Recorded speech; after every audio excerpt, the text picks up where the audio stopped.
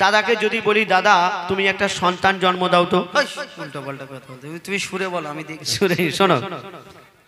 কত যাতনা সহিল গর্ভে তোমার ধরে, কত যাতনা সহিল গর্ভে তোমার ধরে, রক্ত মাংস খেয়ে বাঁচলি মায়ের উদরে। স্নেহময় মাঝে আমার মমতারি চাদর, কত আঘাত সয়েছে মা করেছে তোর আদর। মায়ের সেবা না করিলে দোয়া হবে না কবুল, মায়ের সেবা না করিলে দোয়া হবে না কবুল।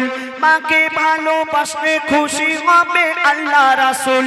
हो जाए তুমি বলো আর জ্ঞানের আঁখি খোলো, हो जाए তুমি বলো আর জ্ঞানের আঁখি খোলো। আমি আবুল কালাম মায়ের গোলাম, মা আমার জান্নাতের সমান। আমার মায়ের দোয়া থাকলে সাথে ছোঁবে না জাহান্নাম। মায়ের দোয়া সাথে থাকলে জাহান্নাম ছোঁবে না। মা খাইয়েছে, মা পরিয়েছে, মা 10 মাস 10 দিন গর্ভে ধরেছে, মা লালন পালন করেছে, মা মানে পেশাব পায়খানা পরিষ্কার করেছে, মা দুধ পান করিয়েছে, মা সবকিছু করে তোমাকে লালন পালন করেছে। অবশ্যই অবশ্যই। তুমি আমাকে একটা উত্তর দাও তো, তুমি যে তোমার মা খাইয়ে পরিয়েছে তোমাকে এত বড় করে তুললো, তোমার বাপ যদি বাজার হাট না করে দিত, তোমার মা কি শুধু পানি খাইয়ে মানুষ করেছে নাকি? কেন বাপ যদি বাজার না করে দেয় খাওয়া হবে না? কি করে খাওয়া হবে? তুমি এই বাজারে যাও, কত হোটেল রয়েছে, সেখান থেকে কিনে এনে খাবে। গিয়ে গিয়ে বলবে আমার মা পেটিয়েছে, দাও। কেন ফ্রি খাবে কেন? আমার মায়েদের কাছে টাকা নেই, ফ্রি খেতে যাবে? টাকা কোথায় পাবে? কোথায় পাবে জিজ্ঞাসা করো। এখন লক্ষ্মীর ভান্ডারে 500 টাকা করে পাচ্ছে। 500 টাকা? 500 টাকা কি হবে? কিচ্ছু হবে না, কিচ্ছু হবে না। ক প্লেট বিরিয়ানি হবে জানো? আচ্ছা ঠিক আছে, তুমি আর একটা, তুমি তো মাদ্রাসায় পড়াশোনা করেছো, হ্যাঁ। তোমাকে আর একটা প্রশ্ন করি। তুমি এতিম ছেলেকে জিজ্ঞেস করবে বাপ না থাকলে কত কষ্ট, তুমি আর একটা কথা তোমার মায়েদের গিয়ে জিজ্ঞেস করবে যে তোমার বাপ যদি বিদেশে কাজে চলে যায় মায়েদের কত কষ্ট হয় জানো? হ্যাঁ, বাপ যদি বিদেশে কাজে চলে যায় মায়ের কষ্ট হলে মা নানির বাড়ি চলে যাবে। নানিরা তো বিয়ে দিয়েছে খাওয়ানোর জন্য। শোনো, এমনি মানবে না।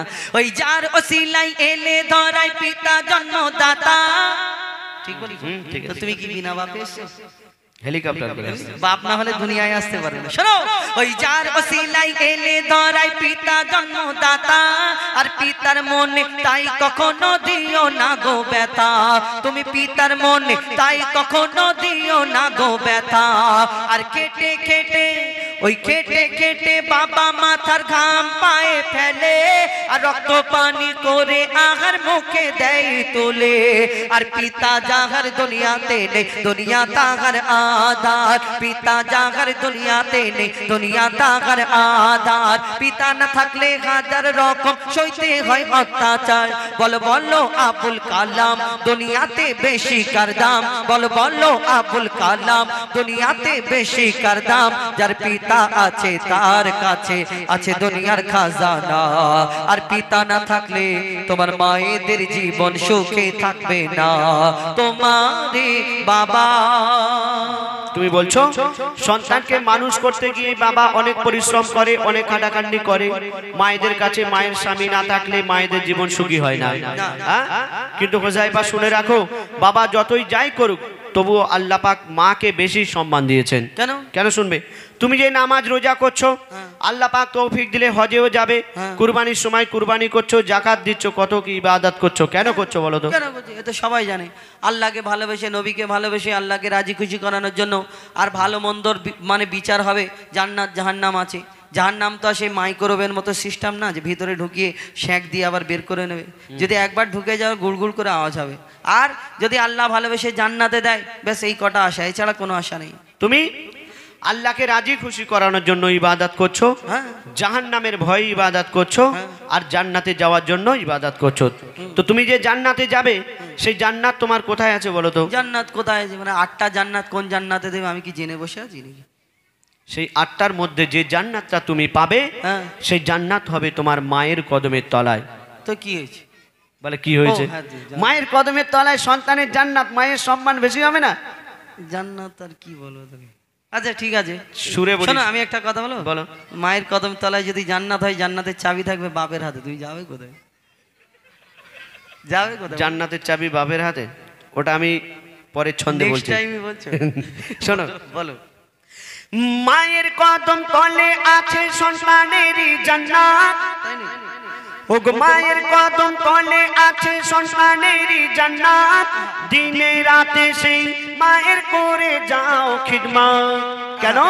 যদি কেটে গায়ের ছাল মায়ের পায়ের জুতা বানানো হয়, এক ফোঁটাও দুধের দেনা শোধা যাবে না দুনিয়ায়। মা যদি বদদোয়া করে জীবন তোমার বরবাদ, মা যদি বদদোয়া করে জীবন তোমার বরবাদ। মায়ের মনে আঘাত দিলে আরশ লাগে আঘাত, তুমি মায়ের কদর করো আর সবর মনে ধরো, তুমি মায়ের কদর করো আর সবর মনে ধরো। মায়ের দোয়ায় নবী খুশি হয়, খুশি রাব্বানা। তুমি মায়ের মনে কষ্ট দিলে জান্নাত পাবে না। মায়ের মনে কষ্ট দিলে জান্নাত পাবে না। মা খুশি হলে আল্লাহ খুশি হয়, মা খুশি হলে নবী খুশি হয়। মায়ের কদমের তলায় জান্নাত, আর জান্নাতের পরে আর কি? সেটাই কি জান্নাতের পরে কেউ কি বলবে আমি জাহান্নামে যাব? তো আচ্ছা ঠিক আছে, এই বাবুরা একটু আমাকে আওয়াজ দিও তো জোরে করে, যেন আমি জোশ পাই। জোরে বলবি নারে তাকবীর। দেখেছো ওরা জান আমি জিতে যাব। আমি যদি মনে করি যে আমি জিতে যাব, তাহলে এর থেকে জোরে দিতে হবে, জোরে নারে তাকবীর। আল্লাহু আকবার। সকালে তোর আব্বা মারলো না? মেরেছে তো কি, টাকা দেয় বলছিস?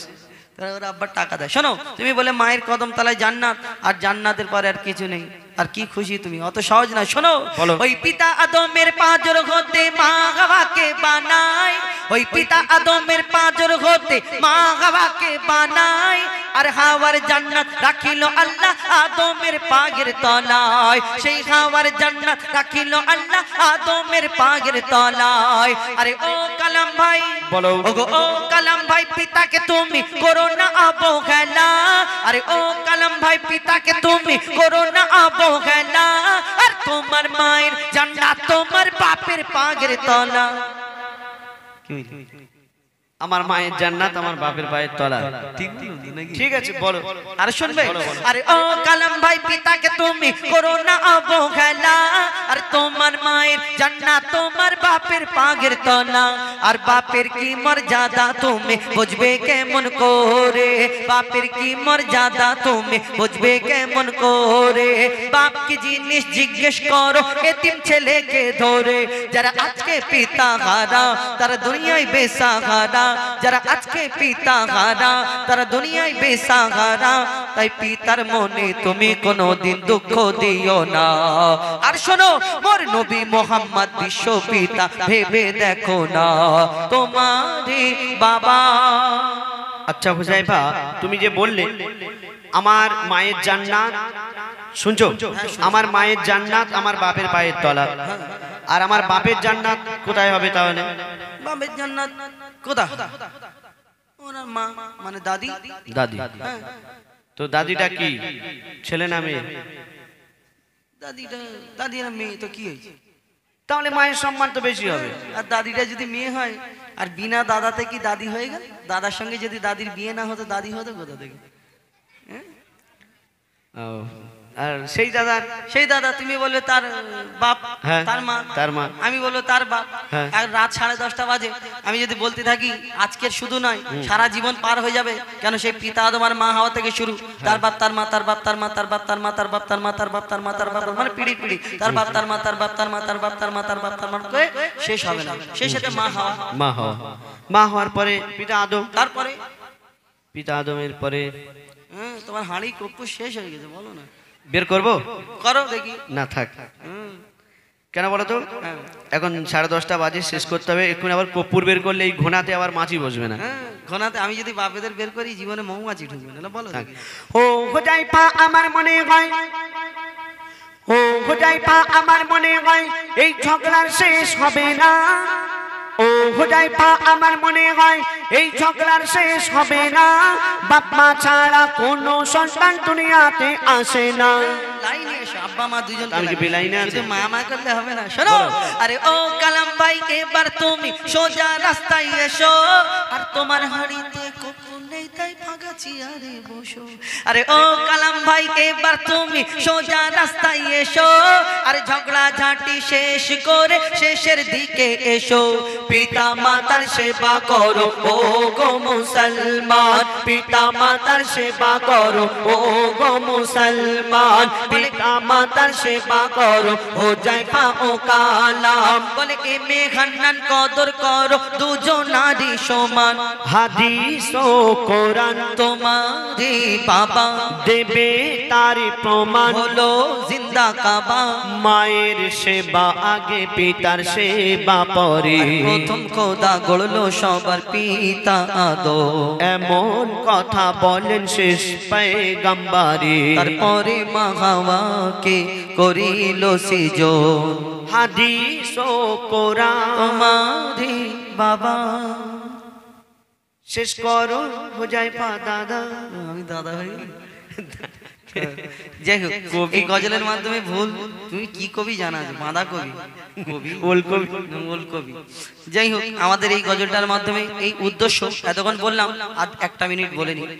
আমাদের এই গজলের উদ্দেশ্য খারাপ কিছু নয়, আপনাদের একটু হাসি। এবং আমরা এই গজলটা তুলে ধরেছিলাম, একটা সময় ছিল গজল জগৎটা আমাদের ওইদিকে, এইদিকে কি হতো জানি না, 12টা 11টা 12টা বাজলে রাত 2টা 3টে পর্যন্ত অনুষ্ঠান হয়।